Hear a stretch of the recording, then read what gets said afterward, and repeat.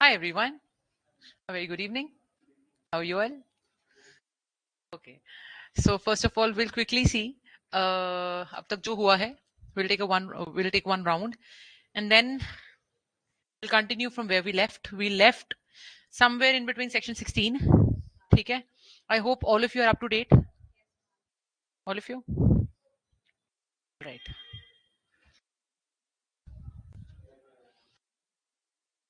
Online लगा लिया करो ना जब घर जाते हो, या फिर रिकॉर्डिंग लगा लिया करो ताकि आज वाली क्लास में आप मेरे साथ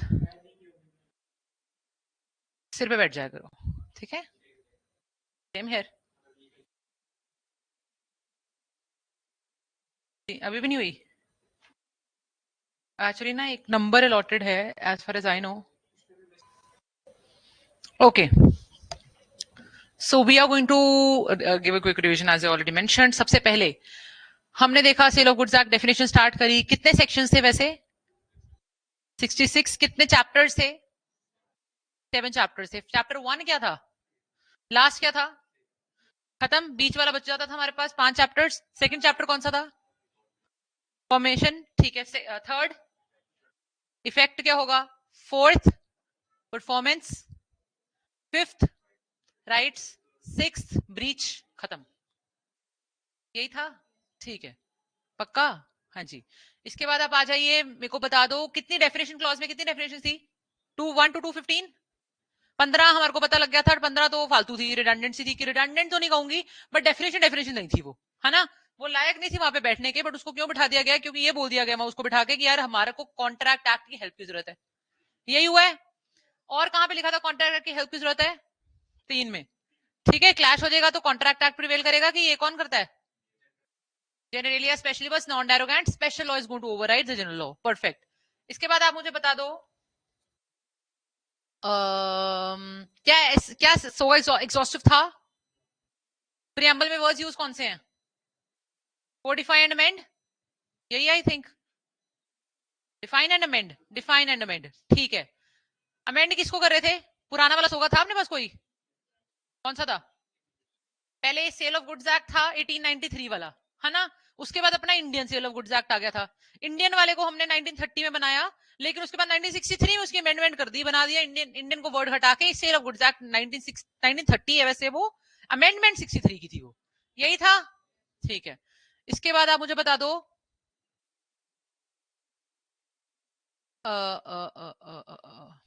ठीक है, डेफिनेशन क्लॉज में मुझे बता दो डिलीवरी कहां पे डिफाइन थी? Delivery 2 2 delivery. Deliverable state 2 3. Document of title 2 4. अच्छा, फिर आप मुझे बता दो गुड्स कहां पे थे? अच्छा, एक्शनेबल क्लेम क्या होता है? 2 चीजें होती हैं, जल्दी बताओ. अनसिक्योर्ड डेट और दूसरा beneficial interest in movable property. In movable property. ठीक है. फिर आप मुझे बता दो क्या लॉटरी टिकट गुड है कि actionable claim? Actionable claim final conclusion यही था. कौन सा केस था? सनराइज एसोसिएट्स वाला. उससे ऊपर जिसमें 2 बाइफर्केशन करी गई थी वो कौन सा था? H N Raj, government of Tamil Nadu वाला. परफेक्ट. इसके बाद आप आ जाओ मेरे पास, मुझे बता दो फ्यूचर गुड्स का डिफाइंड है 2 6 रेड विथ 6 3. 2 6 red with 6 3. ठीक है. 2 6 रेड विथ 6 3. ठीक है. 6 3 में क्या बोला गया था? 6 3 बोलता था यार जो फ्यूचर है उसका अग्रीमेंट टू सेल होगा, सेल हो ही नहीं सकती. ये बोला गया था.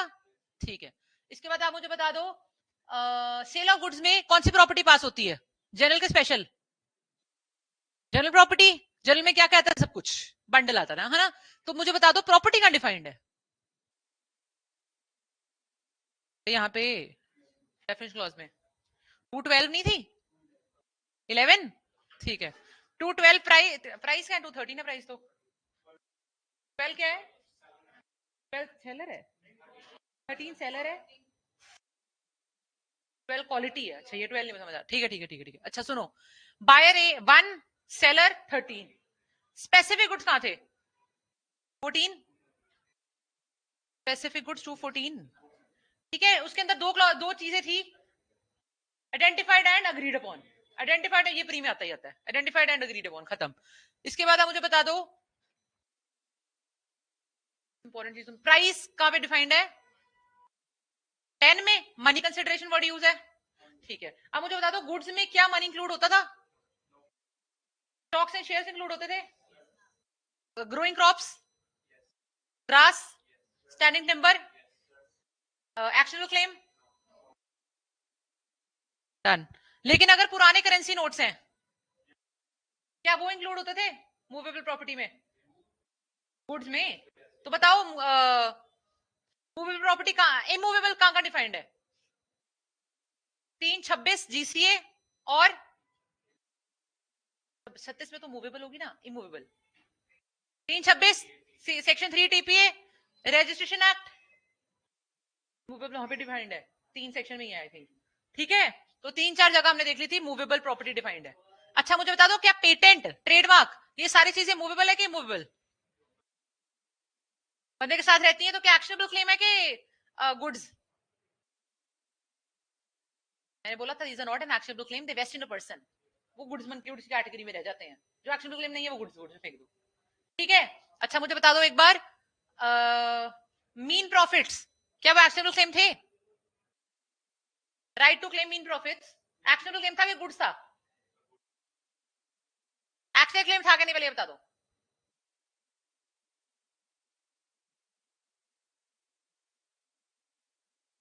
मीन प्रॉफिट्स क्या अनसिक्योर्ड थे?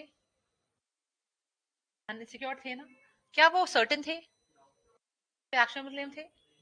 यही मेरा सवाल था। गुड्स भी नहीं है पर यहाँ से कैटेगरी से बाहर निकाला चाह रही थी, पहले क्वेश्चन गलत हो गया था तो मैंने बाद में एंड कर दिया था, ठीक है। ओके याद रख हो गया, और ब्लेस यू। अब मुझे एक चीज और बता दो, सेक्शन नंबर 4 में क्या था? सेल एटीएस, चलो 5 क्या क्या चाहिए, सैंक्शन सारी इसी में थे ना, 5 में ही ऑफर एक्सेप्टेंस ये सारा कुछ, ठीक है। 6 में परफेक्ट, 7 और 8, 7 में क्या था?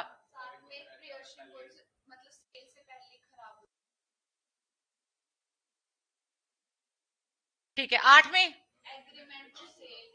एग्रीमेंट के बाद सेल से पहले बीच में, ठीक है। केस कौन सा था लैंडमार्क?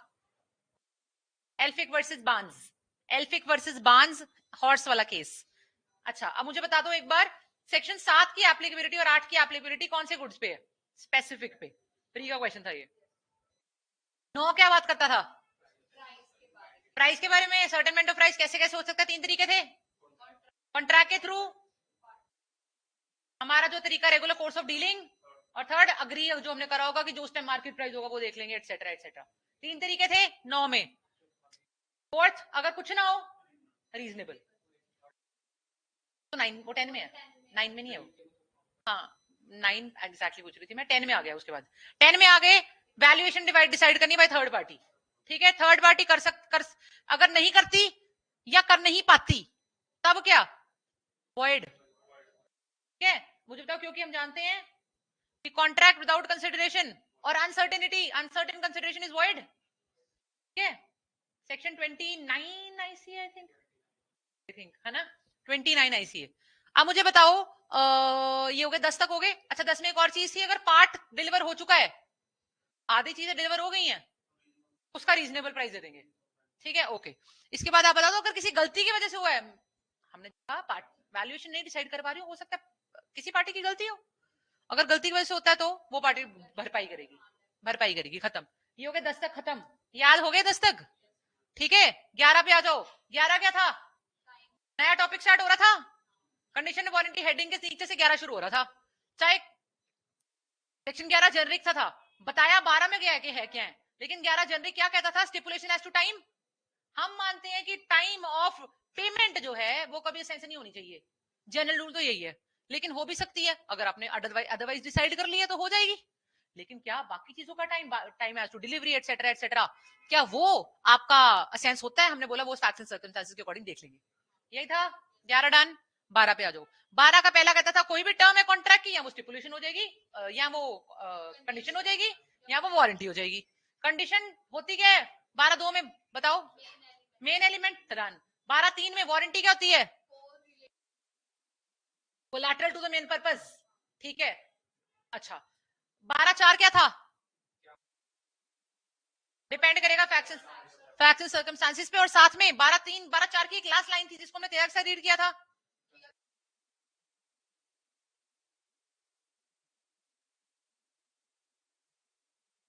ठीक है, एक और चीज बताओ पहले मुझे, कंडीशन का ब्रीच होने पे क्या कर सकते थे?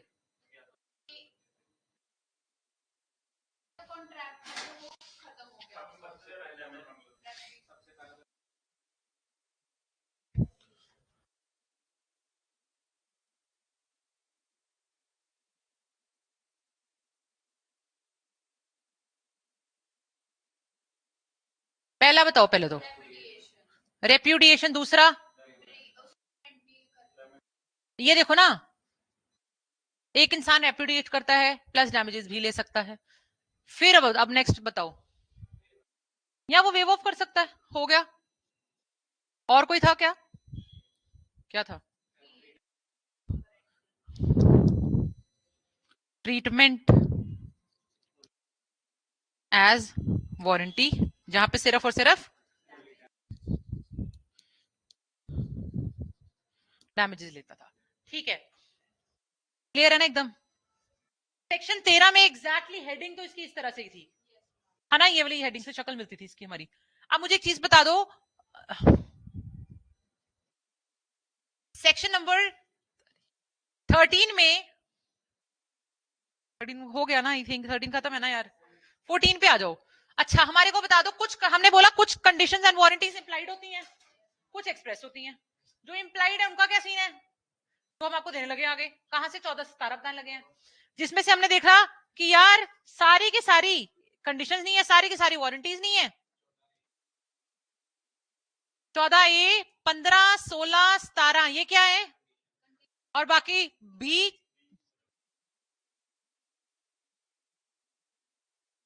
डन। ठीक है, 14A क्या था? टाइटल वाला, राइट, बेसिकली टाइटल नहीं, राइट वाला, राइट टू सेल या राइट टू कोई भी तरह का प्रॉपर्टी पास ऑन करने का राइट है मेरे पास, है ना। ठीक है, इसमें चाहे इसके ओनरशिप से कोई लेना देना नहीं है, हो सकता है एजेंट एजेंट की दुकान पे बैठा होता है, वो बेच रहा होता है सामान, ओनर तो नहीं है, टाइटल तो नहीं है, फिर राइट है पर। ठीक है, इसमें हमने ट्रेडमार्क वाला केस करा था, निबलेट कन्फेक्शनर्स, है ना, कंडेंस्ड मिल्क वाला, हाँ हाँ हाँ हाँ। ठीक है, उसमें हमने निस्ली ब्रांड का लोगो यूज कर लिया था, ट्रेडमार्क यूज कर लिया था, तो राइट नहीं था किसी और ब्रांड का लोगो यूज करके प्रोडक्ट्स बेचने का, ये बोला केस डन। ठीक है, इसके बाद हमारे पास रॉलैंड वर्सेस डिवॉल आ गया था, गाड़ी वाला। रॉलैंड वर्सेस डिवॉल गाड़ी वाला है, याद करने का तरीका कोई ढूंढ लो, रॉलैंड वर्सेस डिवॉल कैसे याद रखोगे, गाड़ी से जोड़ो, कोई एग्जांपल बनाओ सिली सी। हाँ, मुझे नहीं पता था ना ट्रक आता है। हाँ, रोलैंड से क्या वैसे जोड़ोगे, रोल से जोड़ोगे, आर ओ ऐसे करके। हाँ नहीं अब आपने बना लिया, जिसका बन गया है तो जिसके याद उसको याद रह जाए बस, ठीक है। ठीक है, ओके नेक्स्ट, दो केस करे थे ना इसमें तो। नेक्स्ट हम आगे थे 15 पे, 15 बात करता था सैंपल प्लस डिस्क्रिप्शन। ठीक है, सैंपल या सैंपल प्लस डिस्क्रिप्शन, नहीं डिस्क्रिप्शन, डिस्क्रिप्शन और दूसरा डिस्क्रिप्शन प्लस सैंपल, है ना। परफेक्ट परफेक्ट परफेक्ट, इसमें कौन सा केस करा था मैं बताऊंगी एक।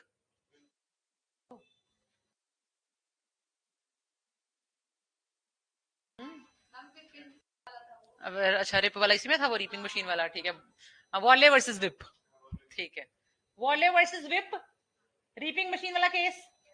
ठीक है, डिस्क्रिप्शन से मैच नहीं रहा था, बोला था नहीं है यार 50-60 एकड़ ही काटे हैं, दिखने में बड़ी पुरानी थी, हमने बोला नहीं यार यहाँ पर नहीं मानते, ये वाला बोला केस था। ठीक है, नेक्स्ट केस बताओ। प्रैट, वॉलिस वर्सेस प्रैट कौन सा था? सैनफोइन सीड वाला, ठीक है। इंग्लिश सैनफोइन सीड की बात हुई थी, लेकिन मजा नहीं आया होगा कि इंफीरियर क्वालिटी निकली, हम क्योंकि हम वो स्टेज पास कर चुके, रेपुटेशन वाले से डैमेजेस लेते, वो वाला केस था डन। नेक्स्ट, मेरे पास लिखा नहीं हुआ, ये बता दो मुझे। अच्छा हाँ ठीक है ठीक है ठीक है ठीक है ठीक है, ये आप थोड़ा सा ढीला भी ले सकते हो, प्री में आता है, मेंस में लिखने की इसको जरूरत भी नहीं है। ठीक है, ओके, इसका बस शक्ल याद रखना ताकि मेंस में जो ऑप्शन में से नजर है तो मार्क कर पाओ। ठीक है, नेक्स्ट हमने कौन सा करा है? 16, यार इसके 3 ही केस लॉ करे हैं, ये टॉपिक खत्म है मतलब। ठीक है, 15 खत्म, ठीक है, 16 पे आ गए थे, केवियट एम्प्टर। जनरल रूल क्या था कि buyer let the buyer beware, ठीक है। उसके आगे 3 एक्सेप्शन थी, 4 क्लॉसेस है बट एक्सेप्शन उसमें से 3 ही थे, है ना। 16(1), 16(2), 16(3). 16(1) क्या बात करता था? जजमेंट एंड स्किल वाला, प्रोवाइडेड बंदा रेगुलर कोर्स में मैन्युफैक्चर हो, चाहे प्रोड्यूसर हो, चाहे रिटेलर हो, कुछ भी हो, है ना। जजमेंट एंड स्किल वाला था पहले तो बता दो, है ना। इसमें कौन जिम्मेदार हो रहा था? लेकिन अगर ब्रांड वाला हो गया देन अगेन नहीं था। ये 16(1), 60 इसका केस लॉ कौन सा करा था? 1 में कर लिया था, ठीक है। दोनों में मैंने आपको कहा था बैठ रहा है, मर्केंट टेबल क्वालिटी में भी बैठ रहा था ना जब हम 16(2) करेंगे, प्रीस्ट वर्सेस लास्ट। अरे याद आ रहा है क्या चल रहा है यार? 3 दिन छूट गए ना एक्चुअली, 3 दिन छूट जाते, 3 दिन छूटे ना, तो इसलिए मेरे को है कि एक बार सारा राउंड हो जाए ताकि हमें पता लगे हम है कहाँ पे, है ना। ओके हाँ, तो priest versus last, hot water bottle हाथ में फट गई वो वाला वही था, ठीक है। और क्या करा था? Aylesbury dairy, Frost versus Aylesbury dairy, contaminated milk, typhoid germs, वो वाला केस, ठीक है। नेक्स्ट, गेटलिंग वर्सेस मार्च, कौन सा था ये? बॉटल हाथ में टूट गई, क्रैक था, पानी बेचा था, वो वाला केस। नेक्स्ट, बैलरी, अच्छा बैलरी वर्सेस मार्शल, जो इसकी ये वाला इसका केस था, जो हमने उसने बंदे ने इसमें फिट करने की कोशिश करी थी। ब्रांड नेम ही तो लिया, बट मैंने तो टूरिंग बोला था, मैंने तो बोला था कंफर्टेबल कार बेच दो, तो मैंने आपको जजमेंट और स्किल पे रिलाई करा था। कौन जिम्मेदार हो गया था? सेलर, ठीक है। नेक्स्ट, यही थे ये पहले 4 केस कौन से थे? Priest versus Last, as Frost versus Aylesbury dairy, Cadling versus Marsh, and Barley versus Barley, it is Bailey था कि बैरली था, BALRY है क्या? हाँ, बैलरी वर्सेस मार्शल, ठीक है। ओके, ये हो गया हमारा सेक्शन 16 का बी पे आने लगे हैं, है ना। बी पे आने लगे हैं। बी क्या कहता था? कि मर्केंटेबल क्वालिटी के हम एक्सपेक्ट करते हैं कि होंगे। मर्केंटेबल क्वालिटी होती क्या थी? हमने कहा कहीं डिफाइंड गुण है नहीं है,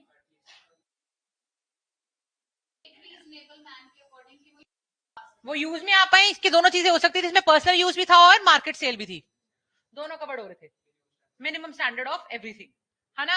इसमें कौन से केस देख लिए थे? अच्छा, निटिंग मिल्स वाला, ठीक है, कि कपड़े से स्किन इन्फेक्शन हो गई थी। दूसरा, एक ही केस देखा था, grand versus knitting mills. Priest versus last को भी इसमें डाल रहे थे हम, वर्सेस लास्ट को, कि बेयर मिनिमम मर्केंटेबल क्वालिटी है यार, कि वो चीज मेरी यूज लाइक तो हो, बॉटल कैसे फट गई, है ना।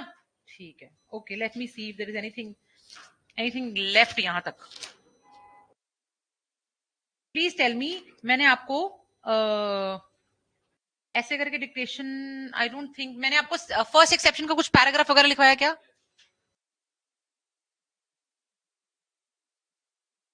ठीक है, ठीक है, ठीक है, ठीक है, ठीक है, ओके। मर्केंटेबल क्वालिटी का पैराग्राफ लिखवा दिया है, ठीक है। एक और केस लिख लो 16(2) का, मॉरली, MORELLI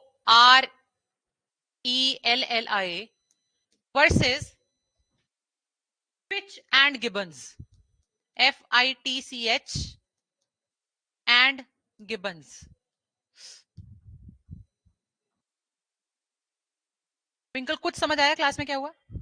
नहीं आया ना? Some time you will get a hang of it. 1928,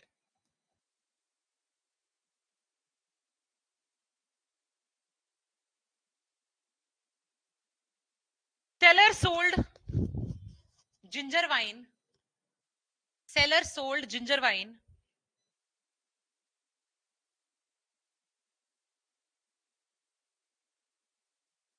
and similar से फैक्ट है, जैसे कि बॉटल फट गई थी हाथ में, जैसे वो वाला केस ऊपर वाला भी हम इसमें डाल सकते थे, क्योंकि मर्केंटेबल क्वालिटी, इसको भी ऊपर वाले में डाल सकते हो मर्केंटेबल क्वालिटी, इसको 16(1), 16(2) दोनों के हिसाब से पढ़ लेना, ठीक है। बॉटल बर्स्टिंग का ही केस है, with ginger wine and due to defect in the bottle, due to defect in the bottle bursted in the hands of the buyer, bottle bursted in the hands of the buyer, and he sued the seller and he sued the seller for damages.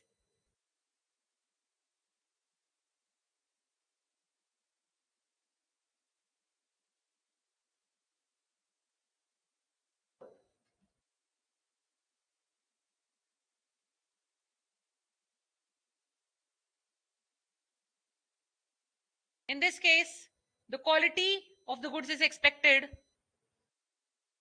Quality of the goods is expected to not be inferior. Not be inferior.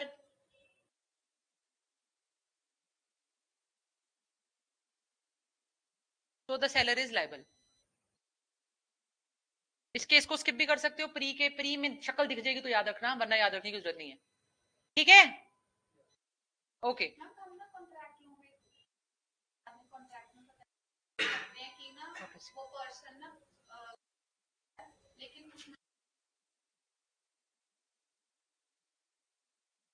Snail वाला क्या case था मुझे exactly याद नहीं आ रहा, but college के first year में पढ़ा था यार ये.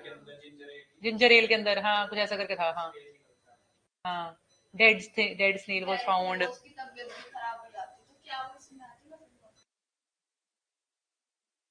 हाँ इसके अंदर आ जाएगा वो. टॉट्स का था वो केस, टॉट्स का था वो. अगर उसको सेल ऑफ गुड्स में डाल दिया जाए, अगर ओके जाएगा तो टॉर्च के साथ जाएगा, उसके बाद वो जाएगा कंज्यूमर प्रोटेक्शन के साथ. टेबल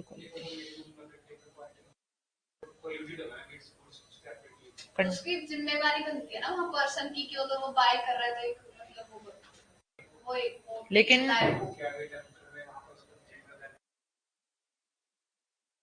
बॉटल में है, और वो बॉटल का कलर अगर आपको याद होगा इसमें ऐसा होता है कि वो ना ट्रांसपेरेंट नहीं होता, वो कलर का बॉटल का ऐसा कलर होता है. लेकिन टेक्निकली फिर सेलर को भी कैसे पता लगेगा? कंपनी लाइक अगर ब्रांड नेम से क्या हुआ, कंज्यूमर प्रोटेक्शन में जाएगा ये मैटर यार. ये सेल ऑफ गुड्स में कैसे जाएगा? क्योंकि ऐसे केस में नहीं बैठ ही नहीं रहा यार, एसेंशियल्स ही पूरे नहीं हो रहे. हाँ कैवेट वेंडिटर नहीं कर पा रहे हैं. हाँ कैवेट वेंडर नहीं कर पा रहे हैं. क्यों नहीं कर पा रहे हैं? Seller is himself not aware, और nobody it practically it is impossible to obviously check everything out. तो ये टॉट्स के उसमें फिट कर जाएगा, टॉट्स में, और साथ में कंज्यूमर प्रोटेक्शन में फिट करेगा ये मैटर. जितना मेरे को वेग वेग सा याद आ रहा है.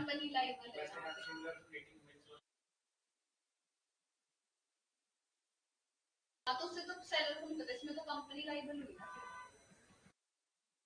मुझे एक बार फैक्ट्स बता सकते हो क्या? बॉटल खुली थी, कैसा सीन था? वो ना बॉटल लेता है पर्सन से, खरीदता है. बॉटल सील्ड बॉटल होती है, क्या सीन है? हाँ बॉटल होती है. हाँ तो वो जो सेलर होता है वो पता नहीं जिंजर एल पता नहीं क्या हाँ. होता है, वो देता है उसे. जो बॉटल होती है ना वो ट्रांसपेरेंट नहीं होती, जैसे वो कलर होता है ना कॉफी कलर टाइप, उसमें दिखता नहीं है आर पार की क्या है क्या नहीं. तो जब वो पर्सन को वो सेलर खोल के दे देता है पीने के लिए, एंड वो जब वो बायर से पूरी ड्रिंक कर लेता है तब उसे नीचे दिखता है कि उसमें तो कुछ है. तो देन वो फाइंड आउट करता है कि इसमें तो स्नेल है, उससे उसकी थोड़ी तबीयत भी खराब हो जाती है. तो वो will be like The Nog versus Stevenson. Yes. ठीक है. इसको कैसे सेल ऑफ गुड्स में नहीं फिट कर पा रहे हैं यार? लेकिन कहाँ बेस्ट सूटेड कहाँ पे ये? टॉट में ही जाएगा बस. बट ना से अगर हम ये देखिए जो ऑस्ट्रेलियन निटिंग मिल्स वाला, उसमें तो कंपनी को लाइबल करा. इसमें पता है निटिंग मिल्स में ना एक फैक्ट मैंने पढ़ा था कहीं पे, हर जगह नहीं मेंशन. वो फैक्ट है क्या था कि बोला गया था उसके ना वहां पे साइड पे लिखा गया था, लिखा नहीं गया था बट इम्प्लाइड था. वो कहते हैं कि आपको कपड़ा धो के डालना था. जैसा सीन था कि कपड़ा धो के डालना है, लेकिन उस बंदे ने धोके नहीं डाला. वो कहते हैं कॉमन सेंस की बात थोड़ी ना, हल कपड़ा धोके थोड़ी डालता नया कपड़ा इंसान. कुछ ऐसा था, बेयर मिनिमम रिक्वायरमेंट कुछ ऐसा करके था उस केस में भी एक फैक्ट. मर्केंटेबिलिटी नहीं, लेकिन कैसे उसमें सेलर को भी तो नहीं पता ना. सेलर को मैम इसमें जो भी ये वाला है तो इसमें भी तो कंपनी को लाइबल करा ना. इसमें तो हम कंपनी को लाइबल कर सकते हैं कि भाई हम आपकी कंपनी की बॉटल खरीद रहे हैं, तो एक मर्केंटाइल क्वालिटी की होनी चाहिए. तो फिर सेल ऑफ गुड्स में कैसे लाओगे? ना बायर लाइबल है ना सेलर. लेकिन देखो ना, कंपनी का माल अगर मेरे पास पड़ा है तो सेलर कैसे लाइबल हो रहा है? वो तो एजेंट आपको कम बट वो सेलर की रिस्पांसिबिलिटी है ना कि आप जो सर्विस सेल कर रहे हो को ये रिटर्न किया गया था उसकी मिनिमम रिस्पांसिबिलिटी है जिनको भी सामान बेच रहे हैं वो ड्यू पीरियड अटेंड करेगा चीज देख के बेचेगा कि हां ठीक है वो बोतल बेच रहा था बोतल क्रैक थी हां उसकी रिस्पांसिबिलिटी नहीं है कि देख के बेच वही मैम उसने खोल के कोल्ड ड्रिंक ऐसे दे रहा कि अंदर स्मेल है रिस्पांसिबिलिटी है कि देख के बेचेगा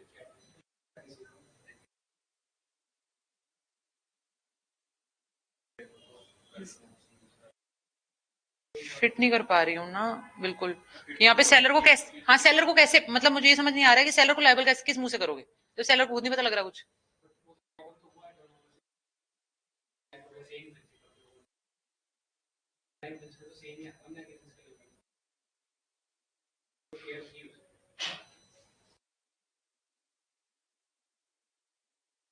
मतलब आप कहना चाहते हैं उसने ऐसे गुड्स भेजे जो which were not of merchantable quality.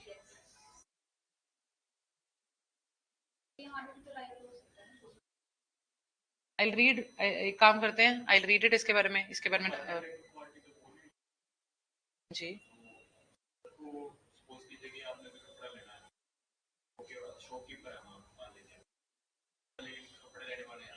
कपड़ा में बड़ा बड़ा जगह उसने ऐसा कपड़ा दे दिया कि इसको बेच दिया तो मर्केंटेबल नहीं हुआ ये नहीं, लेकिन इसमें मर्केंटेबल में सब कुछ आ रहा है, वाइड एम्बिट है बहुत, मर्केंटेबिलिटी का एम्बिट ही बड़ा वाइड है, डालने की कोशिश तो कर ही रहे हैं हम। चेक करना पड़ेगा एक बार जाके मुझे कि इसको फिट कैसे, क्या मतलब सेलर को किस मुंह से लेबल करे, बस मुझे ये फिट करना पड़ेगा।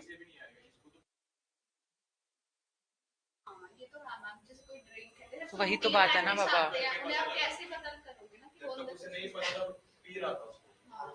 कपड़े डालने के बाद उसको रिएक्शन आ गया पहले ही, वो तो पूरी पी गया, उसने एंजॉय करा, लेकिन उसे पता मालूम है कि इसमें प्रॉब्लम है।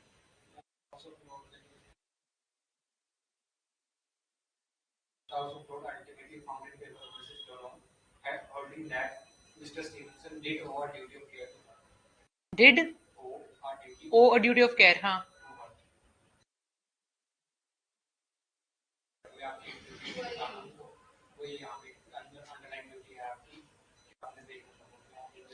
Give me time, I'll read it today. कि if it is actually seller is going to be made liable. Facts देखे जाए सिमिलर लग रहे हैं, है ना, प्रिंसिपल देखा जाए सिमिलर लग रहा है, बट सेलर को पता खुद नहीं लग रहा, तो इस केसेस में क्या होगा, इसके लिए मुझे पूछना पड़ेगा। I have to read, I have to research कि अगर सेलर खुद को ही कुछ पता नहीं लग रहा तो उसकी ड्यूटी केयर कैसे करे वो, लेकिन केयर कैसे करे वो यार, ये भी तो सवाल आ रहा था मेरे मन में। I get your point, but do you get mine कि केयर भी कैसे करे वो इस चीज की के अंदर कुछ ना हो।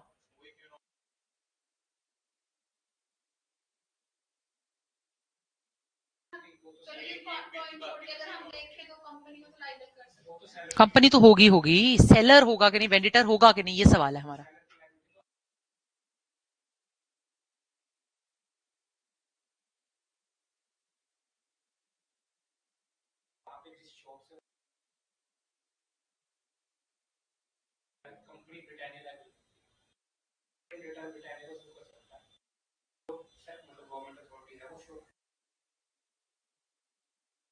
आज के दिन भी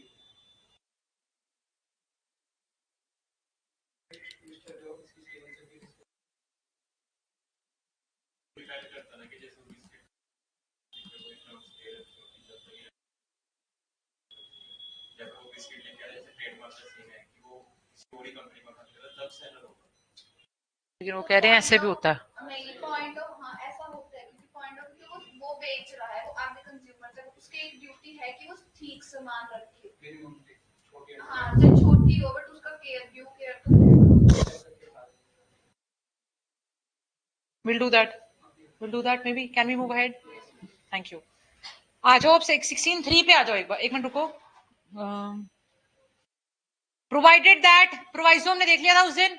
Provided that the buyer has examined the goods, there shall be no implied condition as regards defects which such examination ought to have revealed.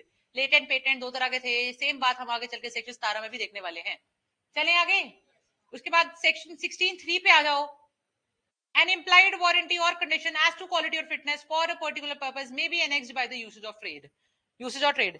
हमने देखा जनरल रूल क्या था, बायर जिम्मेदार, उसके एक्सेप्शन है सेलर जिम्मेदार हो जाएगा। सेलर कब जिम्मेदार हो जाएगा, जब सपोजिबली कोई ऐसी चीज है जिसके लिए यूसेज या कस्टम ही है कि सेलर हर चीज का ध्यान रख के देता है। ठीक है, अगर कोई ऐसी चीज है जिसके लिए हम मानते हैं कि यार ना ये 1 में फिट कर रहा है ना ये 2 में फिट कर रहा है, ठीक है, लेकिन उस एरिया की या इस ट्रेड में यूसेज ही यही है या कस्टम ही यही है कि ये चीज प्रॉपर्ली चेक होके ही आती है, इसी फॉर्म में अवेलेबल होती है मार्केट में, ठीक है, और वो ऐसे नहीं होती है तो हम सेलर को सू कर सकते हैं, this works also as an exception. ठीक है, इसको और सेक्शन 16 क्लॉज 4 को एक बार पढ़ के आपको 62 के साथ रीड करवाऊंगी। ठीक है, 16 क्लॉज 4 पे आ जाओ एक बार। 16 क्लॉज 3 में से कभी क्वेश्चन नहीं आएगा, जस्ट रिमेंबर कि यूसेज और कस्टम ओवरराइड कर जाते हैं this principle of custom and trade of caveat emptor. ठीक है, 16.3 कहता है 16.3 implied warrant condition as to quality of fitness for a political purpose may be annexed by the usage of trade। क्या हुआ, समझ गए हैं, बता रही हूँ, मैं बोल रही हूँ कि देखो आपका यूसेज ऑफ ट्रेड के अकॉर्डिंग सपोजिबली ट्रेड में हमारे काम में ऐसे ही चलता है। ठीक है, आपके काम में सपोजिबली एक पर्टिकुलर मैनर फॉलो हो रहा है कि गुड्स जहां पे सप्लाई होते हैं वो इसी तरीके से इसी क्वालिटी के गुड्स सप्लाई होते हैं। ठीक है, इसीलिए बायर थोड़ा सा नेग्लिजेंट हो गया, उसे पता है कि इस ट्रेड में काम होता ही ऐसे है, बायर ने अपना केयर एंड कॉशन, बायर हमने जनरल रूल क्या पढ़ लिया, बायर जिम्मेदार है। ठीक है, बायर बिवेयर यही पढ़ा हमने, तो बायर थोड़ा नेग्लिजेंट इसलिए हो गया क्योंकि उसे पता है कि यार इस यहाँ के ट्रेड में यूसेज या कस्टम ऐसी ही है कि काम ऐसी होके मिलता है, वैसे केसेस में यार उसकी जिम्मेदारी नहीं होगी अगर वो ट्रेड एक्चुअली ऐसे ही चलता है काम। ठीक है, ये कहना चाहती हूँ। ठीक है, उसके बाद आप आ जाओ 16.4 पे।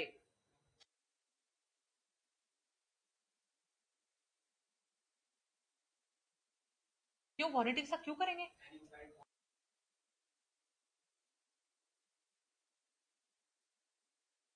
दोनों के साथ कर सकते हैं, वारंटी के साथ भी देख लेंगे फिर, क्योंकि नॉर्मल बात है कि देखो ना क्वालिटी और फिटनेस अगर ट्रेड के अकॉर्डिंग कोई ऐसी चीज है, ऐसी क्वालिटी में कोई ऐसी चीज है which is lighter, which is collateral to the main purpose, है ना, तो हम उसको वारंटी के साथ भी फिट कर देंगे, ऐसा कर लेंगे। ठीक है, 16.4 पे आ जाओ, एन एक्सप्रेस वारंटी और condition does not negative a warranty और a condition implied by this act unless inconsistent therewith. इसका मतलब क्या होता है, इन्होंने बोला है हमने देखा है यार कंडीशंस एंड वारंटीज होती है ना दो तरह की हो सकती हैं, कौन सी दो तरह की हो सकती हैं, एक्सप्रेस और दूसरा, इन्होंने बोला एक होती है एक्सप्रेस एक होती है इंप्लाइड। एक्सप्रेस कौन सी जो हम लिख के दे रहे हैं, इंप्लाइड कौन सी जो आप कहीं लिख के दे रहे हैं, हमारा लॉ बताता है हमें, यही होती है इंप्लाइड। तो उन्होंने बोला यार मियरली बिकॉज आपने एक्सप्रेस कुछ बना ली लिख के, यार हमारे यहाँ पे ऐसा होगा ऐसा होगा ऐसा होगा, इसका मतलब बिल्कुल नहीं है कि ये खत्म हो गई, इनका वजूद अभी भी रहेगा। कब तक रहेगा वजूद इनका, जब तक इन दोनों की लड़ाई नहीं हो जाती, जब तक इन दोनों की लड़ाई नहीं हो जाती। अगर एक्सप्रेस उल्टी बात बोल रहा है, उल्टी बात, तो एक्सप्रेस ओवरराइड करेगा, ये मतलब है। ठीक है, अब एक बार 62 पे आ जाओ, जरूरत क्या थी, बहुत कुछ लिखने की जरूरत नहीं थी इस एक्ट में। 62 पे आ जाओ, exclusion of implied terms and conditions. ठीक है, where any right, duty or liability would arise under a contract of sale by implication of law। कोई भी राइट अराइज हो रहा है, कोई भी लाइबिलिटी अराइज हो रही है क्योंकि लॉ ने बोला है, अगर, ठीक है, वेयर कोई भी राइट कोई भी लाइबिलिटी कोई भी ड्यूटी अराइज हो रही है क्योंकि लॉ ने बोला है, अभी तो देखा हमने बायर की ड्यूटी, सेलर की ड्यूटी, एटसेट्रा एटसेट्रा, है ना। इट मे बी नेगेटिव्ड और वेरिड बाय एक्सप्रेस अग्रीमेंट, उसको नेगेटिव करा जा सकता है, वेरी करा जा सकता है, जो लॉ बोलता है किससे, उसके ऊपर एक्सप्रेसली कुछ बना दिया जाए तो उसको नेगेटिव कर दिया जाएगा, खत्म। हमने बोला इंप्लीकेशन ऑफ लॉ द्वारा कुछ जो बनाया जो दिया गया है उसको नेगेटिव करा जा सकता है, कैसे, अगर हम एक्सप्रेस कुछ बना ले। ये तो पढ़ा ना 16.4 के साथ, क्यों पढ़ा रही हूं ऐसे, क्योंकि सिमिलर बातें हैं। यहां तक समझ आया, नहीं आया, प्रीति, ध्रुव, अनिकेत, अमन, अगर ये बोल रहे हो कि अगर कुछ भी इंप्लाइड है उसे हम एक्सप्रेस प्रोविजंस बना दे तो इंप्लाइड खत्म है। हाँ कर सकते हैं, वेरी कर सकते हैं, नेगेटिव कर सकते हैं, यही बोला मैंने यहां तक, ठीक है। ठीक है, by implication of law it may be negatived or varied by express agreement और by the course of dealing between the parties, कि हमारे यहाँ पे काम ऐसा ही होता रहा है पहले दिन से, ठीक है, और बाय यूसेज, यूसेज ज्यादा महान है किससे, जो लिखा गया लॉ में उससे ज्यादा, ठीक है, if the usage is such as to bind both the parties to the contract. Done. तो टेक्निकली आपको इतनी चीज याद रखनी है कि हमारी जो इम्प्लीकेशन बाय लॉ है उसको तीन चीजें से खत्म करा जा सकता है। वो तीन चीजें क्या हैं? सबसे पहला, इंप्लाइड आपने कुछ लिख लिया। सेकंड, कोर्स ऑफ डीलिंग, हमारा डील करने का तरीका पहले दिन से ये रहा है। Third, usage. ये तीन तरीके, इन तीन तरीकों से आपकी इम्प्लीकेशन ऑफ लॉ ने जो आपके ऊपर ड्यूटी सिरदर्दी आपको दे दी है उससे बच सकते हो। That is it. डन। तो आपको पेपर में, सुन लो मेरी बात, अब मैं केवी टेम्पर के कुछ एक दो क्वेश्चन दूंगी पेपर में जैसे आते हैं, आपको उनको अटेम्प्ट कैसे करना है। Never never ever just mention 16 section, everybody is going to do that, please related to section 62 also, ठीक है, that is going to provide you an extra edge. Also for a fact I am going to give you a paragraph and a maxim, caveat emptor के भी आगे maxim है, ठीक है, वो maxim लिखेंगे। एक्सेप्शंस कितनी है, 3 प्री में आता है, 4 क्लॉजेस देके 4 नहीं लिख देनी है, ठीक है, और साथ में 62 के साथ रिलेट करना है, that is it, please write down.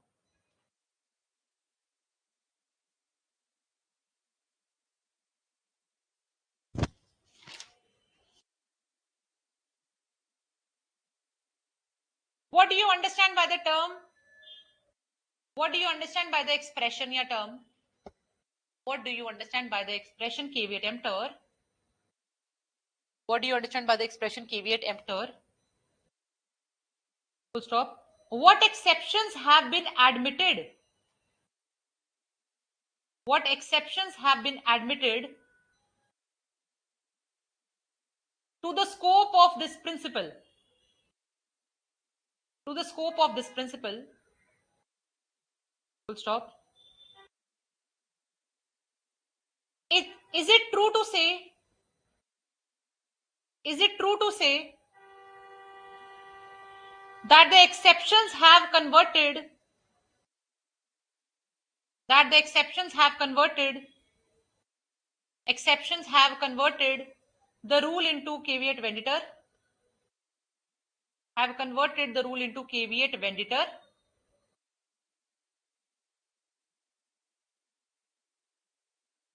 बस ये सवाल है, सवाल समझ आ गया? Now please write down. For a fact I want to tell you all, जिनका इंटरेस्ट है या जो पढ़ चुके हैं सब्जेक्ट्स या जो भी है, कल से there is going to be a live session on YouTube 2 hours every day till Haryana. जिसमें most expected, most important previous year questions discussed किए जाएंगे of all the subjects. All the subjects नहीं, बेसिकली कल सीपीसी जैसे एक एक subject एक दिन को अलॉट किया जाएगा, जो भी क्वेश्चंस बनते हैं या आ चुके हैं इंपॉर्टेंट हैं वो सारे अराउंड 200 क्वेश्चंस इंपॉर्टेंट वाले डिस्कस करे जाएंगे 2 घंटे के सेशन में, 7:30 to 9:30 PM एवरी डे, ठीक है। In case you want to attend it, in case you think यार ये सब्जेक्ट मेरा हो चुका है इसलिए मैं क्वेश्चन लगा के देखना चाहती हूँ, या यू थिंक यार मेरे सारे हो चुके हैं चलो मुझे हरियाणा की तैयारी, हरियाणा में बैठना उसी के लिए basically all people who are appearing for Haryana, ठीक है, उनको सारे क्वेश्चन सब सब्जेक्ट्स के कवर करा दिए जाएंगे 2-2 घंटे के सेशंस में। If we have around 11 days 12 days, ठीक है, इन सब में you will get to cover everything, ठीक है, ओके। कौन सा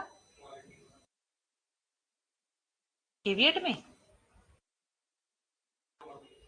16:1 में नहीं था, 16:1 था ना, ओके।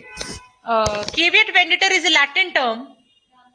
आंसर मतलब एक्चुअली आंसर इसका बहुत लंबा बनेगा, मैं केविएट वेंडिटर वाली लाइन को लेके एक्सप्लेन करने लगी हूँ, बाकी तो आपको पता है केविएट एम्प्टर क्या होता है, उसके एक्सेप्शंस कौन है, ठीक है, ये पैराग्राफ भी इसमें डाल देना, उस कॉन्टेक्स्ट से मैं लिखवा रही हूँ। Caveat venditor is a Latin term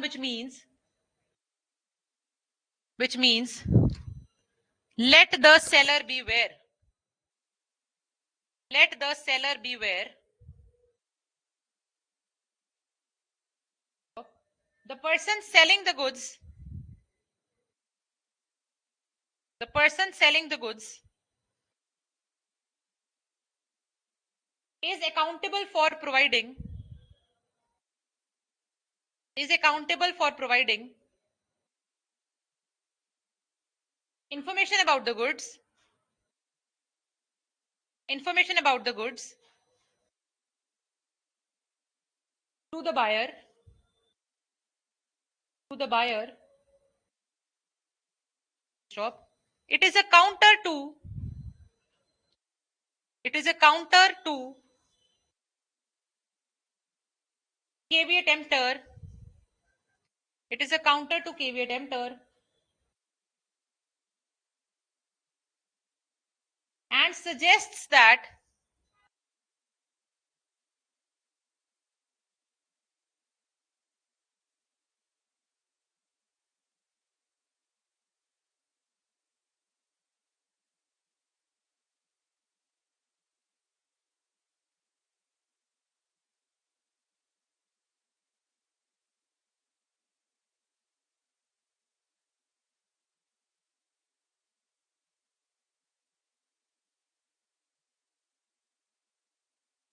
both seller and buyer can be deceived.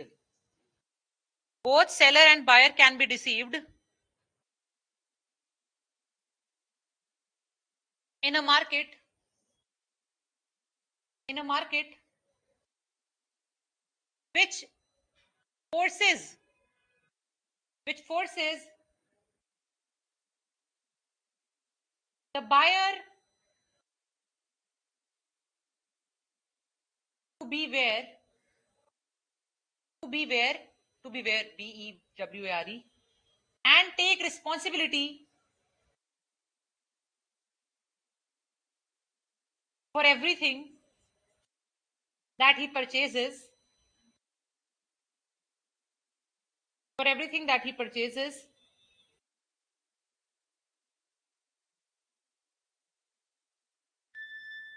This, full stop, this in turn, this, comma, in turn, forces the seller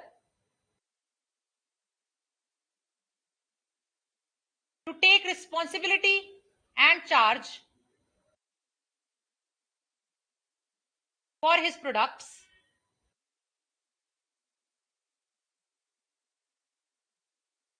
and discourage seller from selling products of inferior quality, from selling products of inferior quality.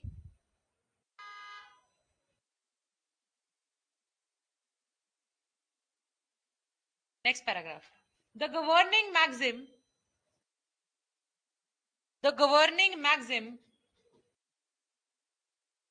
under section 16, the governing maxim under section 16 is caveat emptor quae ignorer, caveat emptor quae ignorer, non debuit quod jus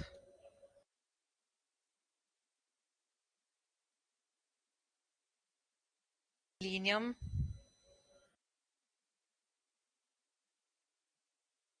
emit.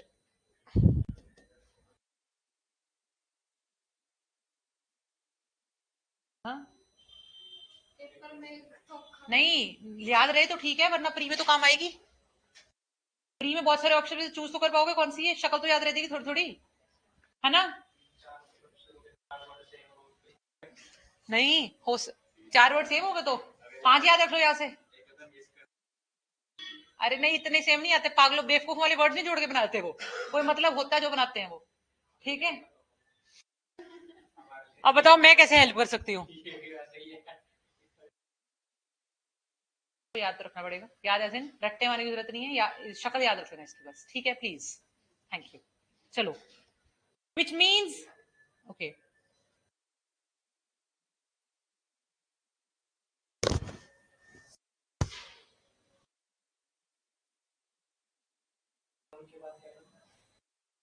debuit, DEBUIT, quod QUOD, Just ALIENUM, emit, EMIT, which means let the buyer beware, which means let the buyer beware, for he ought not, for he ought not to be ignorant of the nature of the property which he is buying from another party.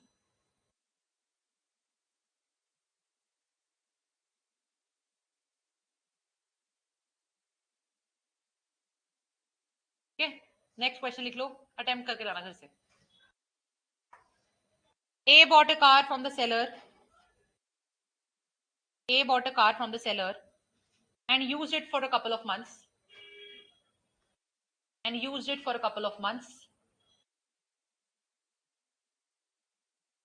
Then he realized that the car was stolen.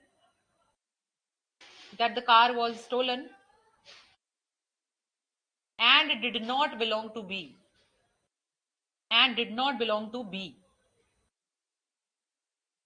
Stop. A had to return the car.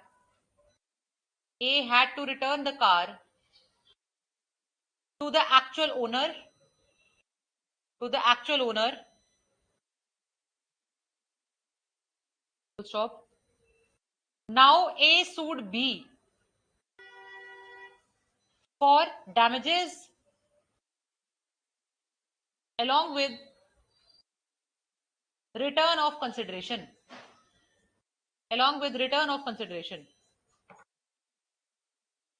Will his claim stand? Return of consideration. Will his claim stand? Decide giving reasons and case law. Will his claim stand? Decide giving reasons and case law. Done? So this is how questions are going to come. कितने number में? 7 number में कर देना. ठीक है, 7 marks.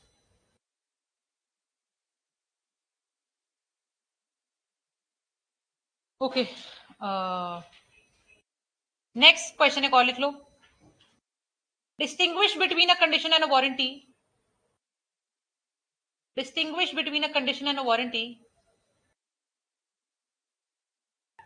And enumerate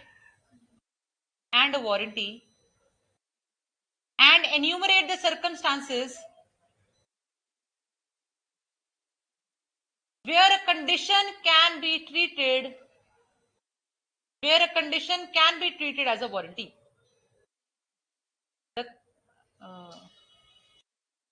The circumstances where a condition can be treated as a warranty. Enumerate the circumstances where a condition can be treated as a warranty. ठीक है, done. Okay, अब आप आ जाओ सेक्शन 17 पे. कितने नंबर में करोगे block?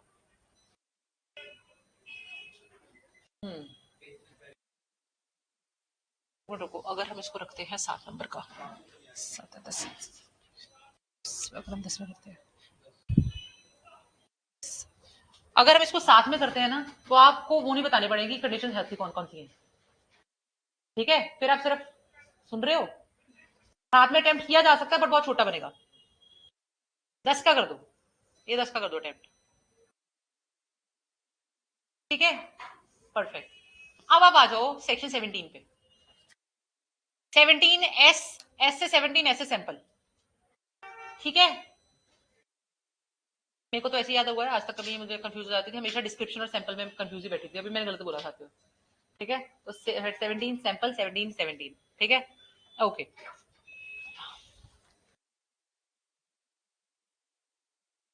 A contract of sale is a contract for sale by sample where there is a term in the contract express or implied to that effect. मैं बोला सेल बाय सैंपल कब मानी जाती है? जब आपके कॉन्ट्रैक्ट के टर्म्स में लिखा था कि हम सेल बाय सैंपल करेंगे. पहली चीज जनरल है, बहुत ही जनरल है। नीचे आ जाओ। In the case of a contract for sale by sample there is an implied condition. Sale by sample में किस किस चीज की इंप्लाइड कंडीशन होती है? अगर सेल बाय सैंपल हुई है तो आपको कॉन्ट्रैक्ट से पता लगेगा सेल बाय सैंपल है कि नहीं। अगर है तो क्या क्या चीजें इंप्लाइड है वो बताई गई है नीचे वाले 3 क्लॉजेस में। पहली चीज इंप्लाइड क्या है? That the bulk should correspond with the sample in quality. Bulk आपका सैंपल के साथ मैच करना होना चाहिए, ठीक है। I ordered, sharing a personal experience. What happened? I ordered something. I took a sample. I bought a sample first. Okay, because I heard all the good things about that product, a perfume. I ordered a sample, and sample that I received was so good that everybody around me was excited, and I literally told them कि सब मंगा लो, ठीक है. And when all of us rather ordered that product was not as good as the sample, ठीक है. The full size product was not good. It did not smell as nice as the sample. But we didn't sue anyone, but we could, right? So this is what happens. This is what they mean to say, that it is implied. There is no need to quote your product is going to match with the sample, but it is implied. ठीक है.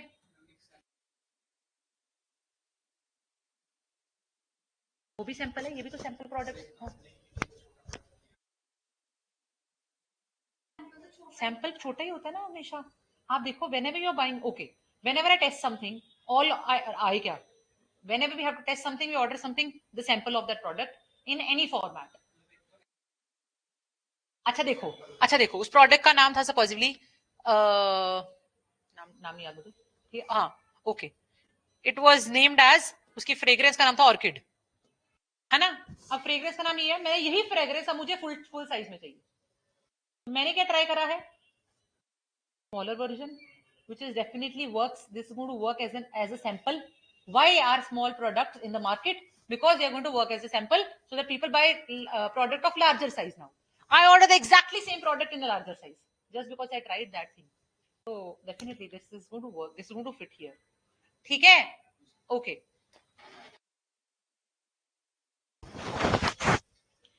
That the bulk should correspond with the sample in quality. First, that the buyer shall have a reasonable opportunity of comparing the bulk with the sample. In case it was supposedly, comparison can be done. Supposedly, I could match the bottle. I could match the bottle. Here, brand name is same. Product article name is same. I did have a chance, I'd say, to examine the product and to basically match of comparing the bulk with the sample. Suppose इसमें थोड़ा सा फर्क यहाँ पे ये आ रहा है कि मैंने bulk नहीं ऑर्डर करा. I'm just saying for that matter, in case एक चीज के बदले एक चीज दिखा के आपको 10 बेचनी थी, तो हम मानेंगे कि यार वो 10 वैसी ही हूं जैसी एक थी, ठीक है. यहाँ सपोज मैंने एक चीज ले ली, फुल साइज ही ले लिया था, अब उसके मैचिंग मैंने 10 मंगा लिए, और तो वो 10 के 10 वो फन फुल साइज के साथ मैच करने चाहिए, ठीक है. तो it says that the buyer shall have a reasonable opportunity of comparing the bulk with the sample. तो बायर के पास अपॉर्चुनिटी होनी चाहिए कि वो कंपेयर कर पा रहा है. Third, that the goods shall be free from any defect. Defect कौन से तरह के होते हैं? Latent and patent. Latent late दिखने वाले, ठीक है. that the goods shall be free from any defect rendering them unmerchantable, which would not be apparent on reasonable examination of the sample. इन्होंने बोले जो आपका प्रोडक्ट जो है, ठीक है, the product that you are bringing back home, it should be free from any defect, चाहे वो लेटेंट या पेटेंट हो, प्रोवाइडेड कि अगर शक्ल से आप अलग, अगर शक्ल से मैं कोई और नाम का ले आती product, then I would not have been the right person to fit in this section. ठीक है. इन्होंने बोला आपका जो दिखने में जो एग्जामिन, वो ऐसी चीज थी कि at the face of it नजर नहीं आ रही थी. It must not be apparent on its face, ठीक है, कि आप अलग ही चीज उठा के लाए, then you are saying it is not matching with the sample. वो चीज नहीं चलेगी. The product apparently should at least match with the sample, ठीक है. तो लेटेंट इफेक्ट्स के लिए नहीं, इसमें आपको केस दूंगी मैं, वो गाड़ी के पुर्जे वाला मैंने आपको बताया था एक बार. यस, लेटेंट्स के लिए, ठीक है. जो लेट नजर आएंगे उनके लिए हम हेल्प मांगते हैं. अदरवाइज जो चीज दिखने में ही अलग है उसके लिए आपकी सेक्शन 17 हेल्प नहीं करता है, ठीक है. आपको इसमें एक चीज दिखनी है. आपको याद है ना, मैंने आपको एक बात बताया था कि यार मैंने गाड़ी खरीदी, गाड़ी के इंजन अलग लगा हुआ था, अंदर खोल के देखा पिछला हिस्सा अलग था, कुछ ऐसे करके केस में आपको भी देती हूँ. हाँ, ठीक है. प्लीज एक काम करो, लिख लो. दिस इज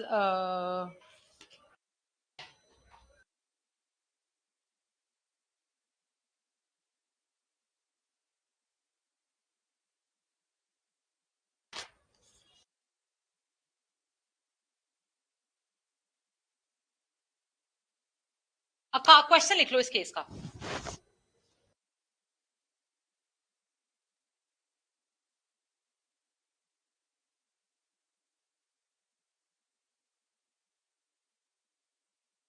मैच नहीं किया क्वेश्चन, क्वेश्चन 17 का ना,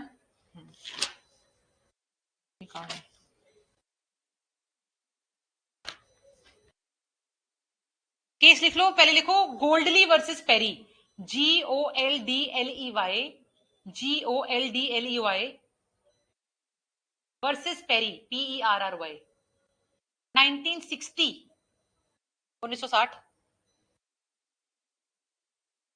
A boy purchased many toy catapults, catapult होती गुलेल, many toy catapults, full stop. When he tried to play with one of them,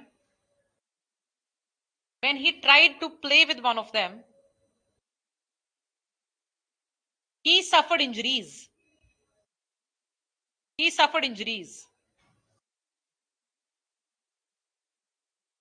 Because of manufacturing defects.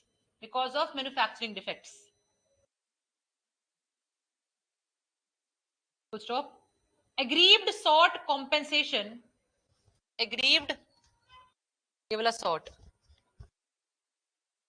sought compensation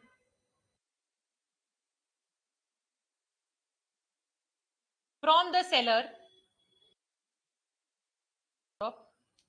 Here the sale was by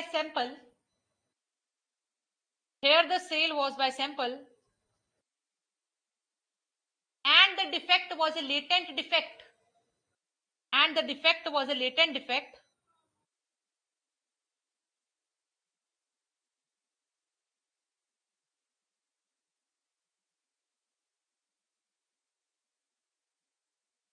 In this case,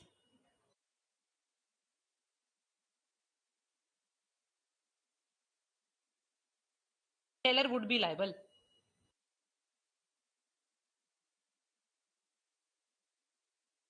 Full stop. Because whenever there is a sale by sample,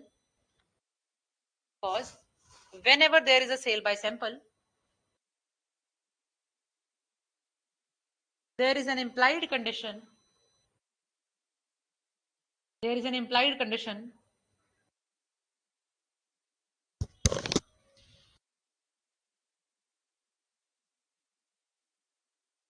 that the bulk shall correspond with the sample in quality.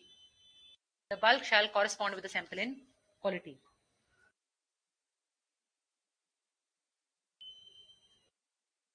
The sample in quality and must be free from any defect.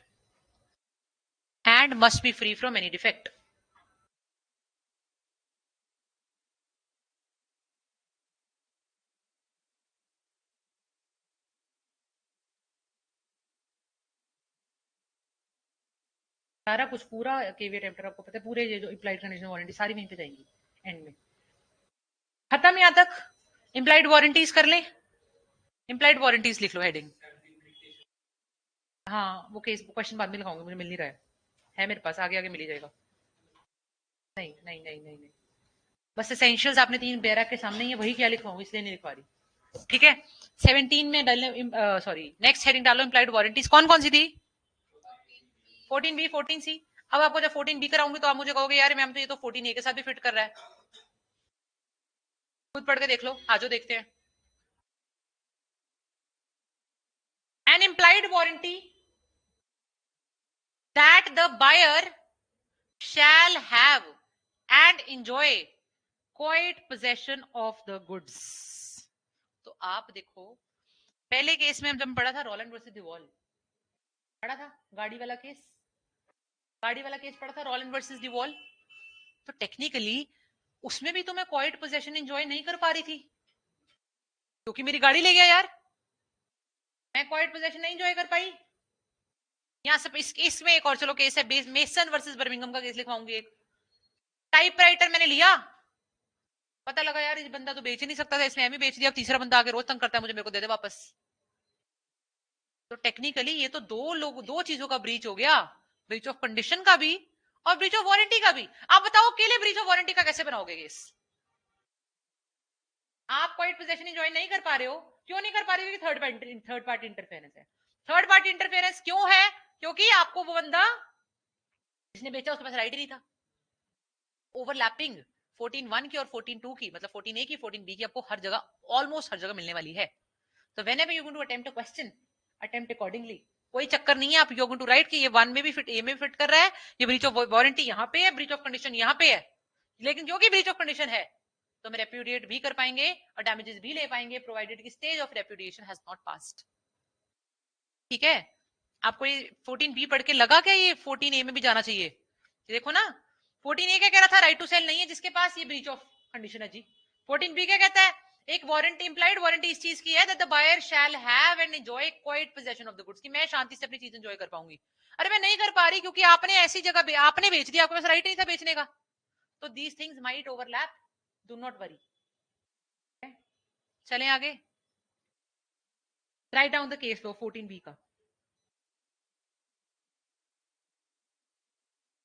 Mason, MASON, mason versus Birmingham, mason versus Birmingham, BURMINGHAM, 1949, very important. In this case,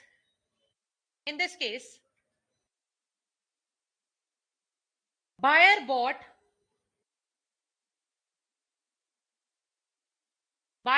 a second hand typewriter from the seller. Buyer bought a second hand typewriter from the seller.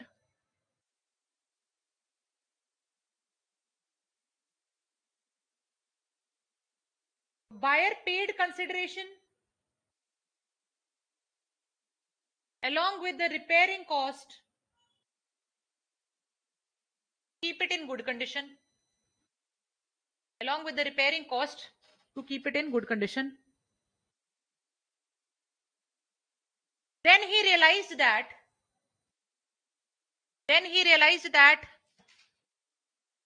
the typewriter belonged to someone else.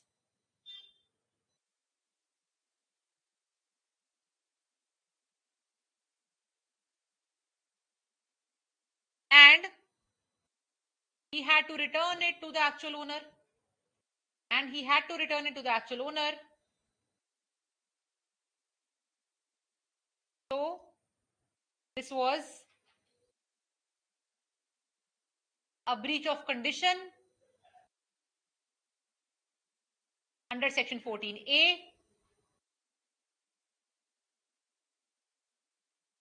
and also breach of warranty under section 14B.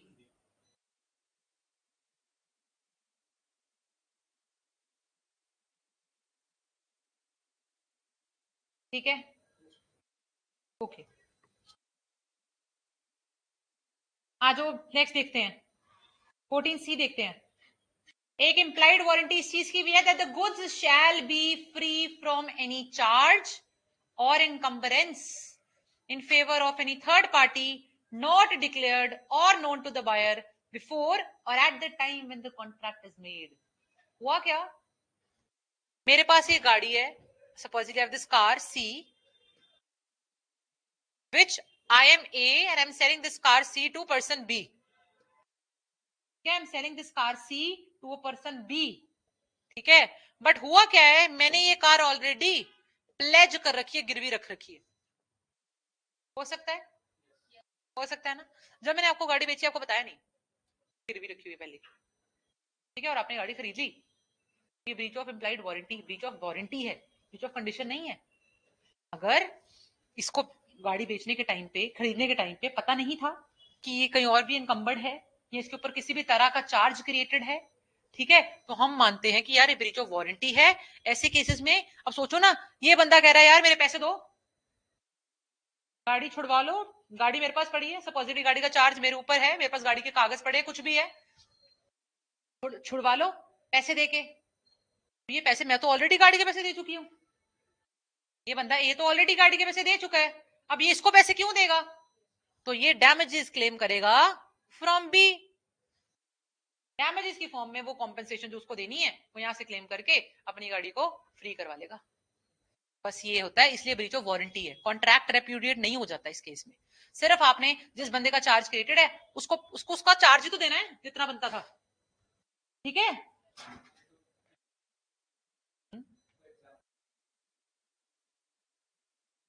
Mortgage हो गया ना यार, ये mortgage charge, sorry pledge करना है तो charge only, तो positively उससे मैं चलो उस प्रॉपर्टी से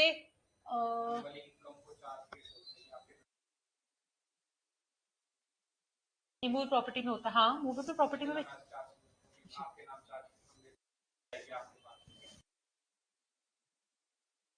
मूवेबल प्रॉपर्टी में यही बोल रही हूँ, किसी भी तरह के encumbrance and charges are to be read synonymously here. How I tell you, charge create होना मतलब एक लायबिलिटी क्रिएट होना किसी प्रॉपर्टी पे। इस प्रॉपर्टी पे लायबिलिटी क्या क्रिएटेड है कि इसका पैसा या इसकी चाबियां किसी और के पास है, एक तरह की लायबिलिटी, आपकी लायबिलिटी है, उसको बंदे को पे करना ना हो, ठीक है? जब ये प्रॉपर्टी एक एसेट की तरह, एसेट की जगह एक लायबिलिटी की तरह काम करना शुरू कर देना आपके लिए कि अपने लोगों को पैसे देने इससे अब, ठीक है? That means that a charge has been created on that property, any movable property for that fact, ठीक है? That property is turned into an more into a liability, less into an asset now, ठीक है? चलें, तो हम इसमें इस case में भी ब्रीच ऑफ वारंटी मानते हैं और डैमेजेस क्लेम करे जा सकते हैं, दैट इज इट, ठीक है? ओके, एक पैराग्राफ लिख लो 14C के ऊपर। There is an implied warranty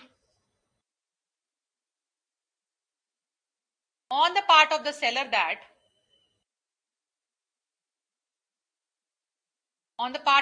that the goods are free from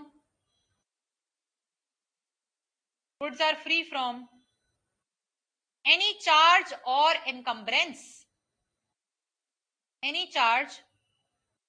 encumbrance,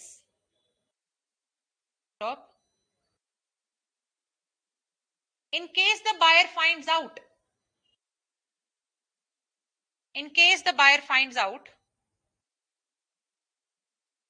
that the charge in favor of that the goods are subject to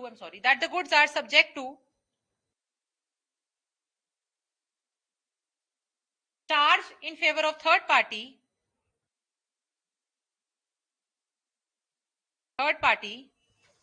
comma, the seller is liable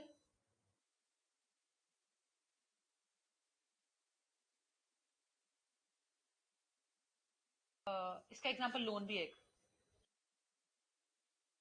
गाड़ी loan पे थी, गाड़ी की किस्त जानी है अभी, ये भी एक तरह का चार्ज है। प्लेज और लोन में फर्क तो है ना यार, प्लेज आपने गिरवी रखी है किसी के पास, लोन है कि आपने गाड़ी के पैसे पूरे नहीं दे रखे, ये भी एक तरह का चार्ज, ठीक है? ठीक है ना, क्योंकि पैसे तो उस इंसान को देने पड़ेगा, आपको गाड़ी के पैसे भी दे, किस्तें भी दे, ठीक है? तो आप वो आपसे डैमेजेस की फॉर्म में क्लेम कर लेगा, ठीक है? यहां तक क्या हुआ, ठीक है ना? ओके, तो आप लास्ट लाइन क्या लिख ली है? The seller is liable to pay damages to the buyer,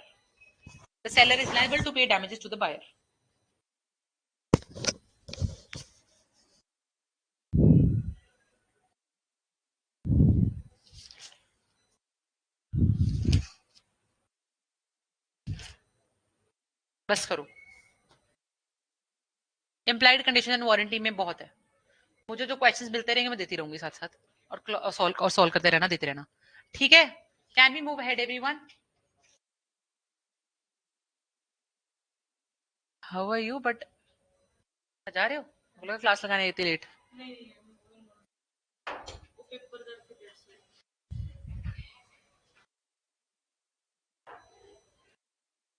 baby, next topic करें क्या? नहीं, ठीक है, विल कंटिन्यू टुमारो। एक चलो लिख लो, ईडीएम से लिख लो,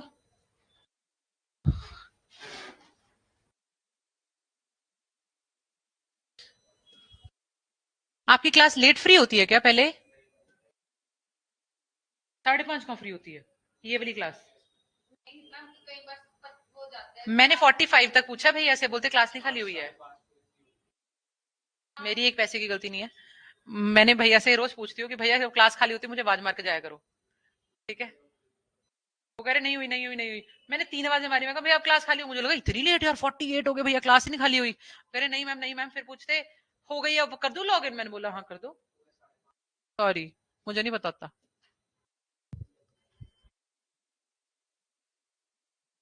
Yes.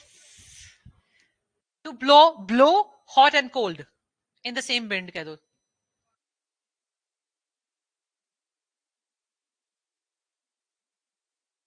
You can't approbate and reprobate at the same time. You can't say two contrary things at the same time. Estoppel का प्रिंसिपल भी तो इसी पे बेस्ड है यार, मुकर नहीं सकते हो, बस ये मतलब है, ठीक है? मतलब एक बात कॉन्ट्रेडिक्टरी बातें नहीं बोल सकते, ये मतलब है बस। To blow hot and cold at the same time या ऑन द सेम विंड, ठीक है? Thank you very much, I see you all tomorrow. प्रीतिया मुझसे मिलकर जाना।